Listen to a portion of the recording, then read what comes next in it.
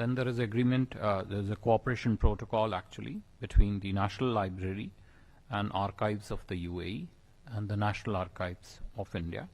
The objective is to promote cooperation in archives management through exchange of expertise, historical information, research and studies, etc.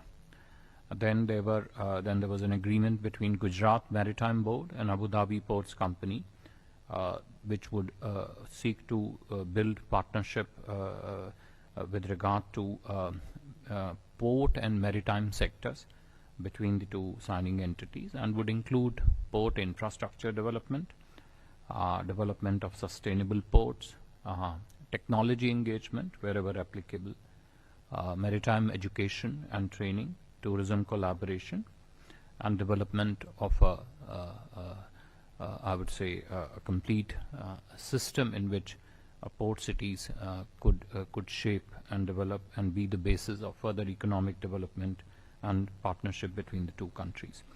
Then there was agreement on the interlinking of the instant payment platforms, UPI of India and ANI of the UAE. I think it is self-explanatory what it seeks to achieve, which is closer integration and cooperation between the financial platforms of the two economies. Agreement also on the interlinking domestic credit cards, that is RuPay of India and Jeevan of UAE. I've already referred to it briefly in my opening remarks. There was also an MOU between the RITES, and this is the last one, between RITES and the Abu Dhabi Ports Authority with regard to development of multimodal logistics parks, which would economic free trade zones, rail connectivity projects, and the related infrastructure services. These were some of the key agreements which were finalized, signed, and exchanged yesterday. Important enough to be flagged for your information. Now, these agreements come on the foundation and the growing layers of very strong trade and investment partnership between the two countries. Our bilateral trade already stands close to $85 billion, and UAE is the fourth largest investor in the Indian economy. As part of his program, the Honorable Prime Minister also met with the first batch of students of the IIT Delhi Abu Dhabi campus. The campus and the institute has started its first academic program this January, and is a landmark step in collaboration in the field of education, and the facilities of this institute would be available for the students globally. Of course, it's also signifies the importance and significance of the expansion of IITs of India. In the evening, as you all heard, the Prime Minister addressed the Indian community at Ehlan Modi event hosted at the Zayed Sports City Arena. More than 40,000 people attended this event, and in his address, as you would have heard, Prime Minister thanked the UAE President for his commitment to bilateral ties, for his support to the Indian community, and of course for the granting of land for building the BAPS temple, whose inauguration we will be witnessing later this afternoon. In terms of programs for the rest of the day, Prime Minister will be addressing the World Government Summit in Dubai as guest of honor, and ahead of that he would also be holding bilateral discussions with His Highness Sheikh Mohammed bin Rashid Al Maktoum, Vice President, Prime Minister and Defence Minister and the ruler of Dubai. The two leaders are also expected to virtually inaugurate the Bharat Mart project. Prime Minister may also have some sideline meeting at the World Government Summit, of which we will keep you briefed. Prime Minister will also be in the afternoon return to Dubai for the inauguration of the BAPS temple, as I mentioned to you, whereafter he departs for its next destination.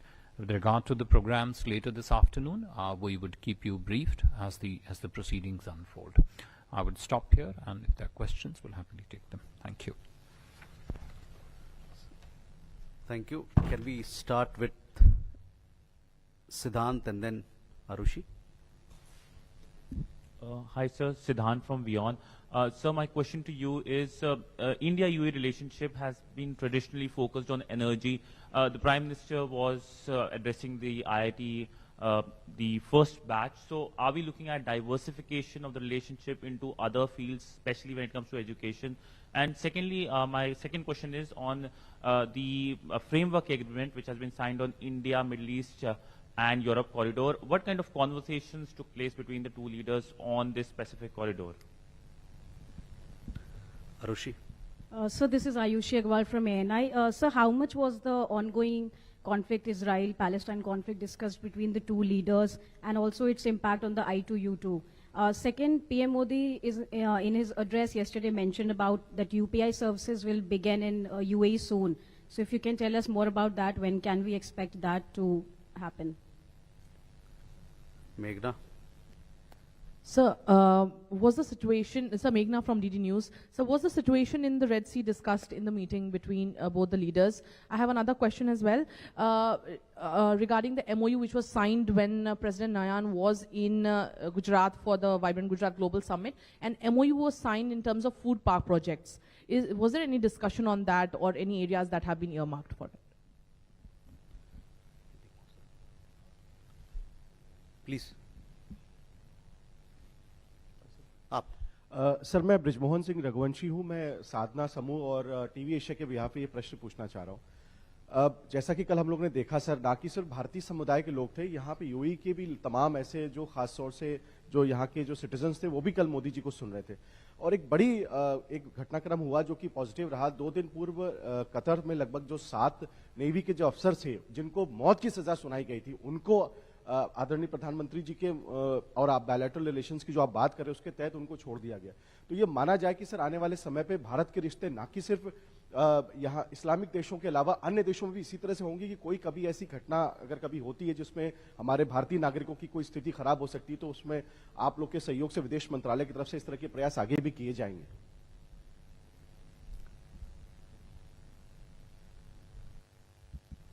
Thank you very much.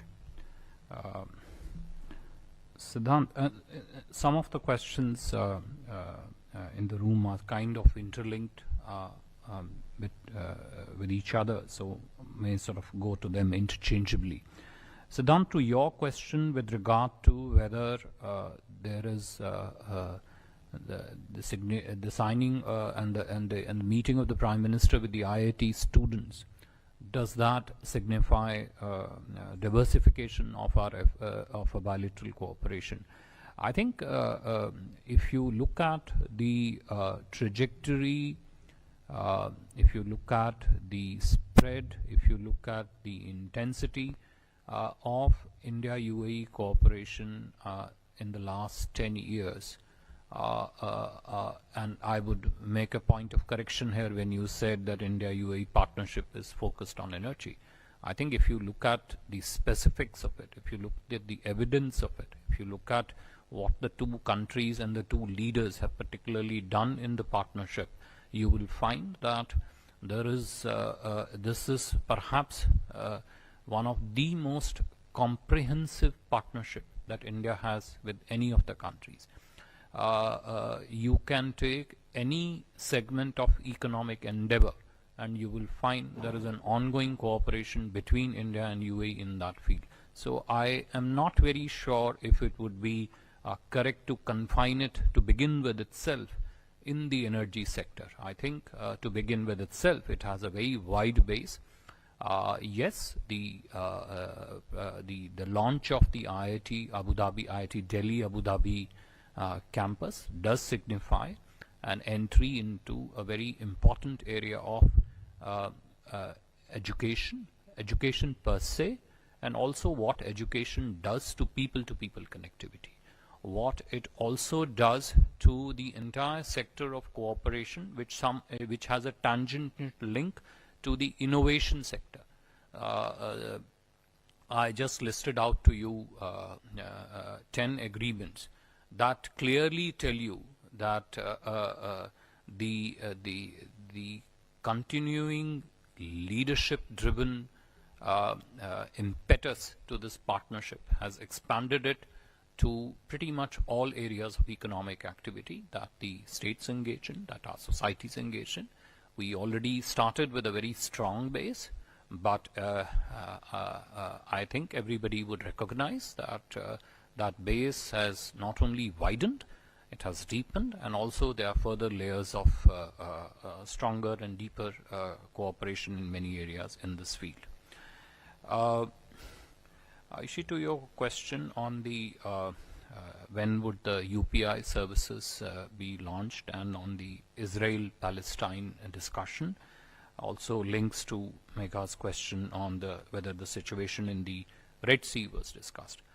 As I mentioned to you in my opening remarks, the developments in our region, in this region, they have been a very important element of discussions between the two leaders, not just yesterday when they met, but even in their previous meetings.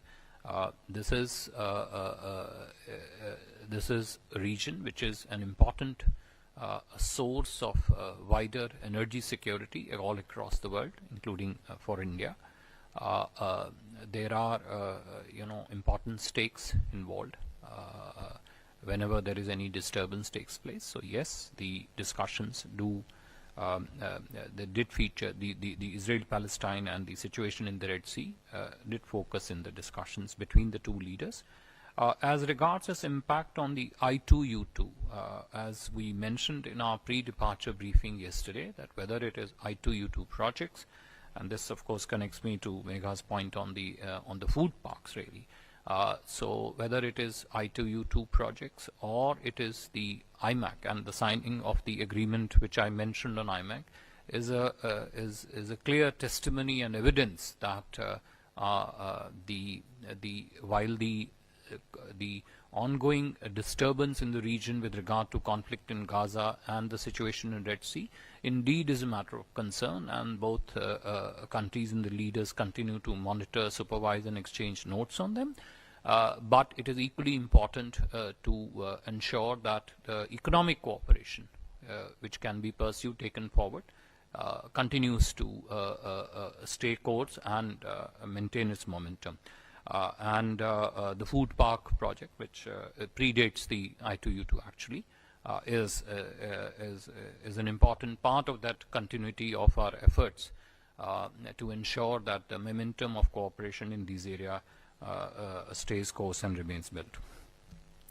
देखिए, जो आपका प्रश्न था भारतीय समुदाय को लेके, जो भारतीय नागरिक विदेशों में दुविधा या समस्या में जब पड़ते हैं, देखिए, आप यदि पिछले 10 वर्ष में माननीय प्रधानमंत्री नरेंद्र मोदी जी के कार्यकाल में एक एक घटनाक्रम को यदि आप विस्तार में उसका विश्लेषण करेंगे तो आप पाएंगे कि जब जब भारतीय समुदाय के लोग विदेश में किसी भी समस्या में पड़े हैं, तब तब माननीय प्रधानमंत्री जी ने, उनके नेतृत्व ने, उनके व्यक्तिगत इनिशिएटिव्स के कारण, चाहे वो कोविड कालखंड की बात हो, चाहे वो पीछे सूडान में हुआ उसकी बात हो, जितने मिशंस जो हमारे चले हैं, जिनके अंतर्गत लाखों करोड़ों की संख्या में यदि आवश्यकता पड़ी है तो भारतीयों को वापस लेके आया गया है जब भी कहीं समस्या है। ये आपको ये माननीय प्रधानमंत्री जी के जो भारतीय समुदाय की समस्याओं को लेके जो एक संवेदनशीलता है, उसका एक प्रत्यक्ष प्रमाण है आपके सामने। तो ये कहना कि आगे भी